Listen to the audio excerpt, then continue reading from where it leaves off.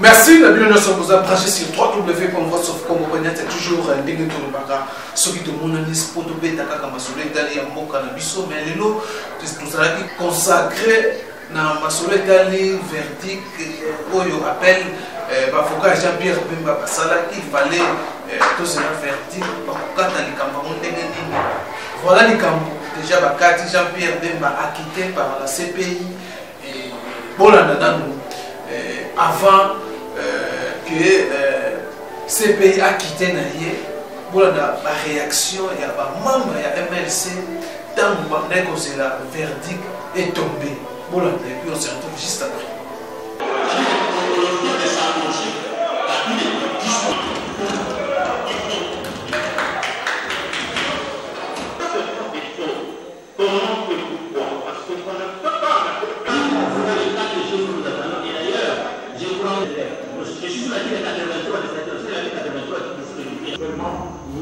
Vous avez, j'imagine, un prisme beaucoup plus politique, grand comme, et surtout par rapport à ces verdicts que le parti. Bon, biso il y a Koloba Mingezate, to kanga motema to zela pendant au moins 10 ans, jour pour jour. Il y a kota la projet procès wana kolanda na Bukebi parce que to yebi que procès en ezali na ba babinga na français ba contour obscur et elle li kamba ko kama ke na détention préventive tant que ba engol ba kenan ba kateli moto pente mais moto na sala 10 ans na boloko na ebité soko cour pénale et ça il a droit oyo ngana yebi ou bien ezali droit oyo bango parce que 10 ans eza pratiquement peine mobimba ya sala Motongwata bomaki bato bongo pour bricoler, enfin pour kangisa ba preuve, il fallait 10 ans pour tout comme le 8 juin 2018 pour la verdict qui a souka en appel. Ils ont vraiment le Kamaro Kam. Mais tout demeura qui fait nettoyer vos ailes Kamaro Kam. Bon, ils ont que ça la décente. Ce que tu as dit kaka lokola le lenge mboka zo kambama. Soko tali désordre eza na mboka, soko tali moyibi o eza na mboka, soko tali bokonzi ya mabe na mokonzi ya mabe o eza na Congo, bana mboka ba tourner motema na bango na Bemba parce que soko tali na bato ba mingi na ba réseaux sociaux, bato ba komi kozongisa motema kokanisa ndenge bazaka na époque Mobutu. Alors Bemba pour les Congolais, Bembaza est commis le lokola état d'esprit, commis le lokola ndeba bengalani lokola na koloba idéologie mobimba. Parce que na rozonga na likamo moko. Bemba na libandeli ya makambo ya salaki kozwa mindoki azoka ngopo na libérer Congo. Boloko ba fanisi Bemba 10 ans. Eza boloko te Bemba ibaki moto, Bemba saki bo eli boloko pona Congo. Bemba a accepté et au Rolanda yozali mopandi sango ata mokolo moko te Jean-Pierre Bemba telema po aloba à se défendre seul atika ba avocat parce que andima alobi na ndima ki mokumba ya ko libérer Congo na okena ngoti na suka abeti nango 10 ans ezali boloko pona Congo ndenge na oti koloba parce que yé ala pakindai alors qu'il faut libérer Congo. Donc il y a un mouvement rebelle, il y a un mouvement politico, il y a un mouvement politique. Bemba gagné l'élection, il a accepté l'inacceptable. Et voilà, bon, donc il y a le PC le boko, mais il y a le boko. S'il a accepté l'inacceptable, c'est que le Bamagana Bayimboka qui a lié à Mbonga, chaque blanche. Bemba Zali Motopambate. Bomona Bemba Motopambate. Bemba Kendaga rébellion Koluka Mbongote. Bemba Kendaga rébellion Makolongulute Nababoti Ambulate. Bemba c'était un monsieur qui a travaillé longtemps. Il avait l'argent, le poteau Limisangai. Bemba Kendaga rébellion Namisolonaï. Na sapato na makolo na costume cravate et tout ça Bemba ye kozwa biloko na Kinshasa te Bemba kolinde nango akotaki na makambo na pour la franga te akotaki ngo pour la bonunga ko akozwa franga pa ya nani pona nini parce que tozalaki na biso tozalaki na bino na 2006 awa na campagne esika nyonso ndeko oyo Joseph Kabila président sortant akomaki Bemba akomaki pepo soko ya matisaki pepo Bemba matisaki pe ba pepo soko ya tambolaki na mai Bemba pa tambolaki na mai bonga kopesa Bemba mbongo mpona likambo nini aopea Bemba mpona Bemba ali moto pamba te bon ndeko oyo ezali babenga yango lisanga ya bandoki basangani balobi moto yo ali danger mpona biso toluka to créer euti na Congo baintéressé bacentre africain ti likambo yango komi na procureur Moreno d'abord et puis okota na oyo ya mwasi mbongo ekoti na kati et bamemi likambo yango otina oyo moni likambo wana efandi 10 ans parce que ezalaki likambo moko bamonta yango mbango na lombango mpona baécarte Jean-Pierre Bemba na scène politique parce que Bemba abangisaka moto oyo abangisaka Kinshasa ya solo soko boyebaka te ezalaka nde Jean-Pierre Bemba. Merci beaucoup mpona motuna oyo oti kotuna nalingi nasenga par nini na yo biso nyonso bakongolais tosala effort tokoma intéressé na politique tomeka komekola oyo Bemba asali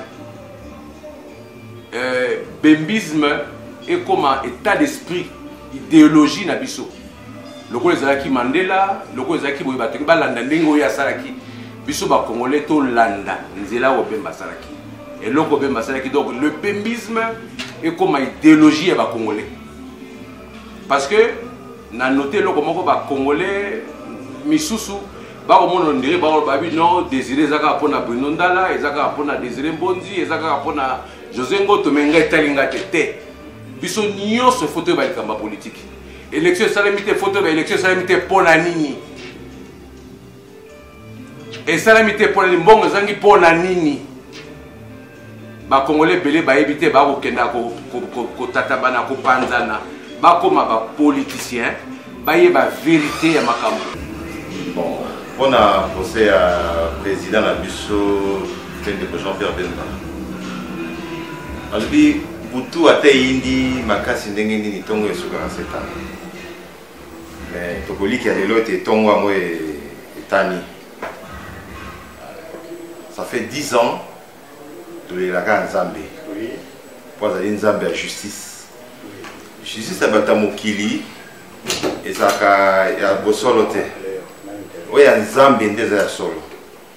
Toleli Nzambe pour vérité eyebana un jour ete mwana mboka akwa kobima ndenge balobaka tête haute moto akotelema likolo po ete makambo nyonso oyo ndeko Jean-Pierre Bemba avandaki na kati ya boloko ezalaki makambo ya lokuta alingaki ete approuve innocence na ye nde andimaki avanda bambula nyonso avandaki ti vérité eyebana lokola vérité si eyebani tokoliki ete lelo ntongo mpe etani ete mwana mboka Jean-Pierre Bemba Gombo akozala libanda ya boloko esika umbeli e Nzambe oyo azali Nzambe ya justice akokata likambo wana lelo ye moko mpe ndeko akozongela biso na bamikolo eza koya na mboka. Resultat ya malamu ezali mpo bandeko balandaki procès oyo ya suka elekaki awa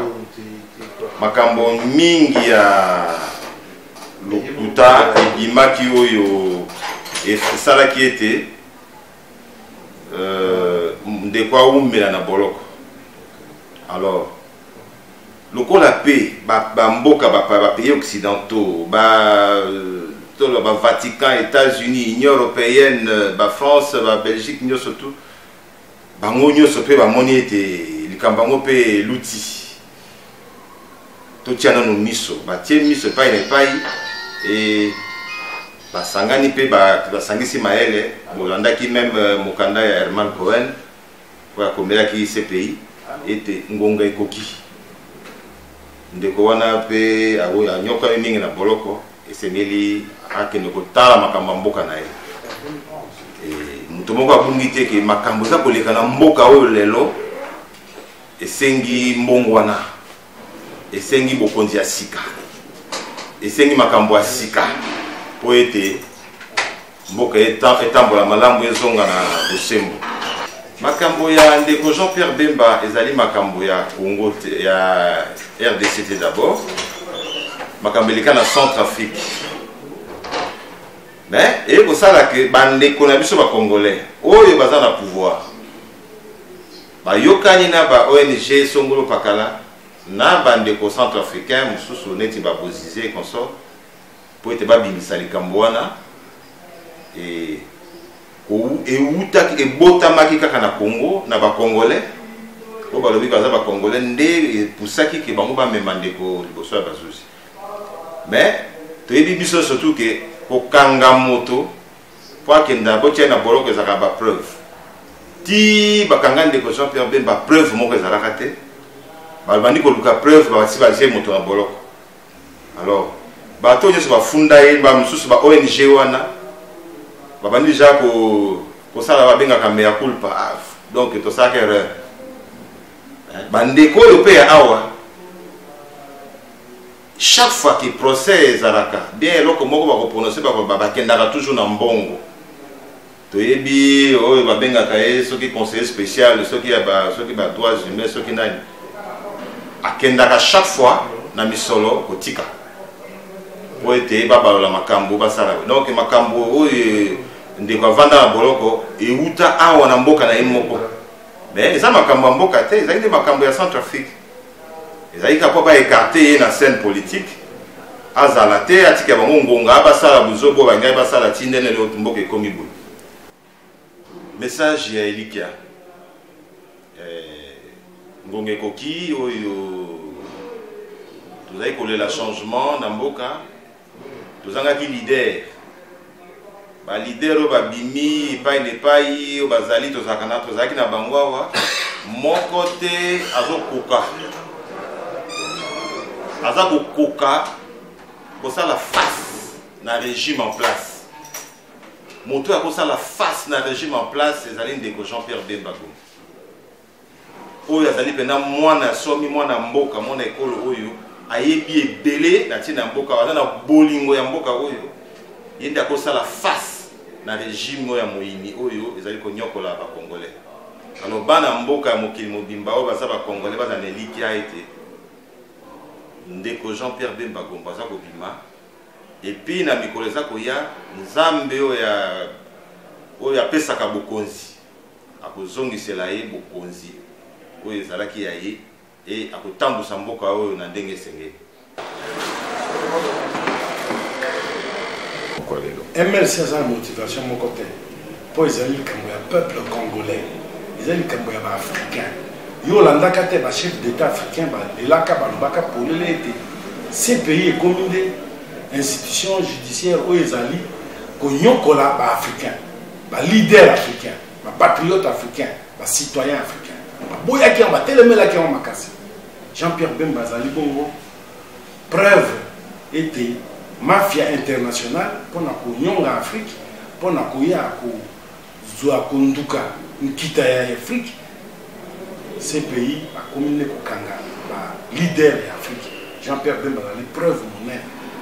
Peuple congolais là eliki na bango nyonso ezali nde na ces pays batika Jean-Pierre Bemba eliki na bango ezali pa na Jean-Pierre Bemba nzambe ayebi pe ayoki kolela bana Congo lelo Congo ezangi un leadership exemplaire ezangi mukambi ya mboka peuple congolais nyonso za kolela ka lobi Jean-Pierre Bemba somi ekolo kumi ya Congo aya sepe atika itimia azonga mboka moto mojala banda bakangaka Jean-Pierre Bemba moto mojala ki banda ngoma wana pe population congolaise bavanda pasi na motema komona eloko basali Jean-Pierre Bemba elikolo basali bati ba congolais mbeni na mitema pasi na bango yango wana moto mokozala kaka lelo te mojala kaka yango bandaka mafia internationale motokanisa Jean-Pierre Bemba la mafia internationale ce koyebi mafia internationale ezali ba homme d'affaires ezali ba kambi mususu ya bamboka bazanga pignon na terrain, c'est-à-dire population lingaka bango te et puis miyibi mosusu ya mokili mobimba batambolaka de gauche droite mafia internationale yango bango nde basalaki te bakanga ye yo monaki te procureur azalaki na CPI Moreno bakanga ye na makambo ebele bakuta ye na makambo ebele na basociété baentreprise offshore moyibi baentreprise ebele asala yango na ngongo wana moto ya mafia mosusu ye wana mafia internationale yango nde ekangaki Jean-Pierre Bemba poste na ye wana ye na mwasi na ye bafungola bacompte bacreye baentreprise na ngonga oyo akomaki procureur ya CPI. C'est ça la mafia internationale. Jugement ekosalema dans quelques minutes suka leloko na kosenga bango koye korapele nzambe ete nzambe Congo ezali mboka yo moto pesa na bakongolais ezali mboka oyo otia loboko na yo pote économie ya monde etambola na nzela na yango etombwama na nzela ya Congo esengeli ayoka congolais ma azongisa makanisi akibimisa Jean-Pierre Bemba pour Congo ezwa développement. Merci na bino nyonso koti kolanda avant verdict est tombé. Jean-Pierre Bemba ba akité na ye olandi koma membre ya MLC ndenge balobaki na micro na biso.